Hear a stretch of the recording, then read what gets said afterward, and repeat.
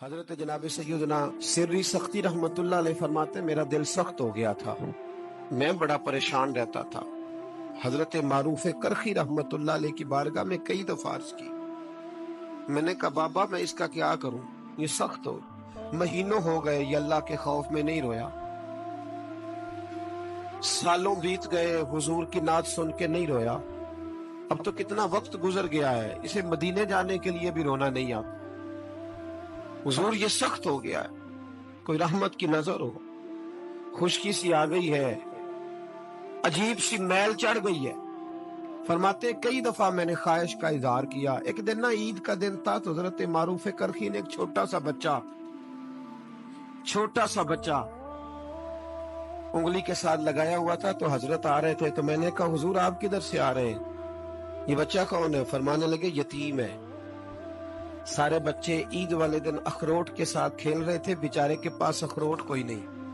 تو حضور آپ کیا کریں گے؟ تو حضرت معروف کرخی کہنے لگے پیسے تو میرے پاس بھی کوئی نہیں اخروٹ خرید کے دینے کے، میں یہاں سے کھجوروں کی گٹھلیاں چنوں گا، وہ گٹھلیاں بازار میں بک جاتی ہیں، میں یہ گلیوں سے گٹھلیاں چنوں گا اور چن کے میں نے کہیں بیچوں گا،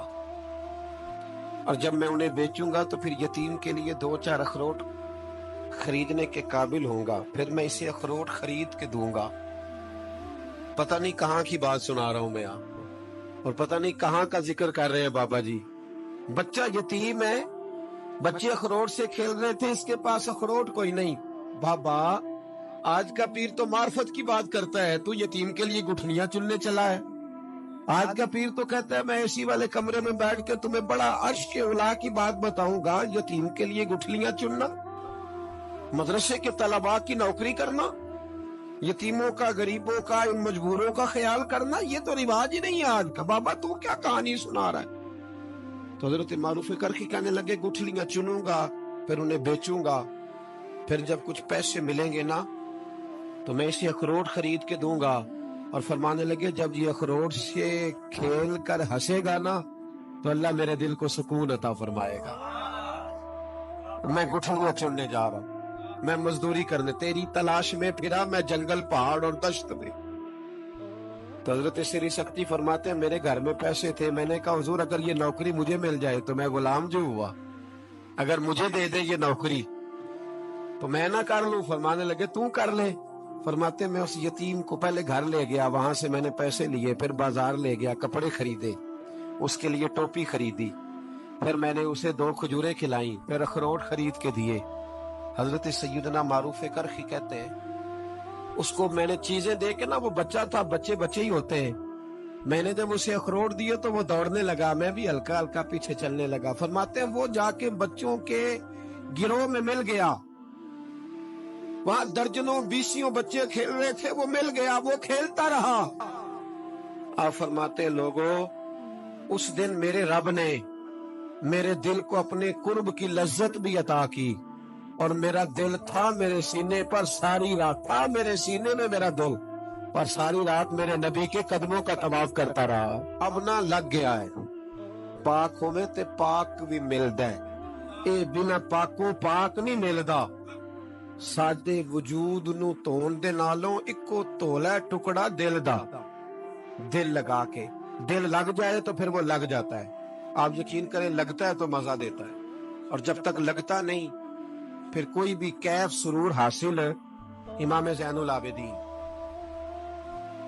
رضی اللہ تعالیٰ عنہ مولا علی شیر خدا کے پوتے،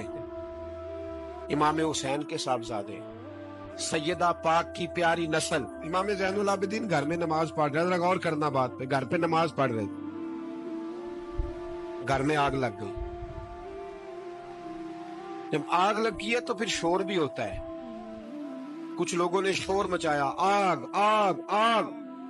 دور دراز سے لوگ دوڑے، آپ کا ایک چھوٹا بچہ بھی پاس سویا ہوا ہے، آگ لگ گئی آگ لگ گئی، شور ہو رہا، دور دراز سے لوگ پانی لے کے دوڑ رہے ہیں، آگ بجھائی جا رہی، امام صاحب نماز پڑھ رہے ہیں، حکم ہے کہ ایسی ایمرجنسی دیکھو تو نماز توڑ دو، پر اس کے لیے جو دیکھے ہی نہ، جسے سوجے ہی نہ ہو کیا رہا، امام زین العابدین پڑھتے رہے، نماز مکمل ہوئی تو آپ کی زوجہ کہنے لگی اللہ آپ پہ رحم کرے، گھر میں آگ لگ گئی تھی، سارا محلہ، سارا گاؤں، سارا شہر ٹوٹ پڑا، بچہ سویا ہوا تھا، آپ نے توجہ ہی نہیں کی۔ تو آپ فرمانے لگے ہلکی سی بن بناہٹ ہوئی تھی میرے کانوں میں، پر میں اللہ کی نماز پڑھ رہا تھا، پر میں اپنے رب کی، میں اس کی نماز پڑھ رہا تھا، تیرے عشق کی انتہا چاہتا، تیرے عشق کی انتہا چاہتا، تیرے عشق کی انتہا چاہتا، میری سادگی دیکھ کیا چاہتا ہوں، ذرا سا تو دل ہے مگر شوخ اتنا، وہی لن ترانی سنا چاہتا ہوں، مجھے کیا خبر ادھر کیا ہو رہا ہے، ادھر میں تو اس کے ساتھ میرا تعلق تھا، میں تو اللہ کی بارگاہ میں حاضر تھا، مجھے کیا پتا۔ بی بی کہنے لگی آگ لگ گئی تھی، تو فرمانے لگے بھلی مانت چپ کر، تم دنیا کی آگ بجھا رہے تھے، میں جہنم کی آگ بجھا رہا تھا، تم لوگ اپنے شور میں تھے تو میں اپنے ذائقے میں۔ الذین هم فی صلاتہم خاشعون، فرمایا یہ لوگ اپنی نمازوں میں عاجزی کر، دل لگا کے کرتے ہیں جو کرتے ہیں۔ اور بڑی خوبصورت مثال ہے، حضرت رومی نے لکھی ہے، بڑی مشہور بھی ہے۔ ایک نمازی نماز پڑھ رہا تھا، میری طرح کا نمازی، مجنوں اس کے آگے سے گزر گیا، لیلا کے گھر جا رہا، تو نمازی اتحیات پہ تھا، اتنی دیر میں اس نے بھی نماز مکمل کر لی، تو پیچھے سے جا کے مجنوں کا گریبان تھاما، کہنے لگا شرم نہیں آتی تجھے، مسئلے کا نہیں پتا، نمازی کے آگے سے نہیں گزرنا چاہیے؟ تو کہنے لگا یار معاف کر دو، مجنوں کہنے لگا معاف کر دو، غلطی ہو گئی، حالانکہ شہزادہ تھا، پر معافیاں کیوں مانگ رہا ہے؟ اس لیے کہ کسی سے دل جو لگ گیا ہے، عاجزی آ گئی، ان کے چل یار معاف کر دے، تیری مہربانی،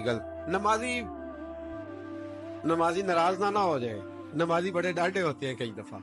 بڑے سخت ہوتے ہیں، نمازی تھا بڑا پکا، تو وہ کہنے لگا نہیں،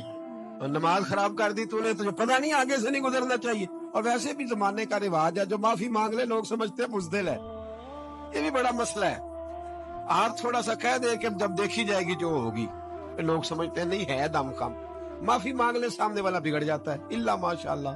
لیکن اس کا مطلب یہ نہیں کہ ہم معذرت کرنی چھوڑ دیں، وہ اگر بری عادت پہ ہے تو ہم نے اپنی اچھی عادت کو قائم رکھنا ہے، تو کہا جناب معاف کر دے، تو نمازی کہنے لگا نہیں تجھے عقل نہیں ہے، نمازی کے آگے سے نہیں گزرنا چاہیے۔ پھر مجنون نے بڑی بات کر دی، پھر ایک عاشق نے عاشقوں والا جملہ بولا، پھر ایک محبت کرنے والے نے بڑی بات کی، کہنے لگا یار نمازی میں تو معافی مانگ رہا ہوں، تو نہیں دے رہا، چل ایک سوال کا جواب ہی دے دے کہ میں تو عورت کے عشق میں جا رہا تھا، مجھے تو نظر نہیں آیا کہ تو نماز پڑھ رہا ہے، میں تو بی بی کے عشق میں تھا، مجھے تو نظر نہیں آیا، تو بتا تو رب کے عشق میں تھا، تو مجھے کیسے دیکھ رہا تھا، میں تجھے کیسے نظر آیا، حالانکہ تو اللہ کے عشق میں کھڑا تھا،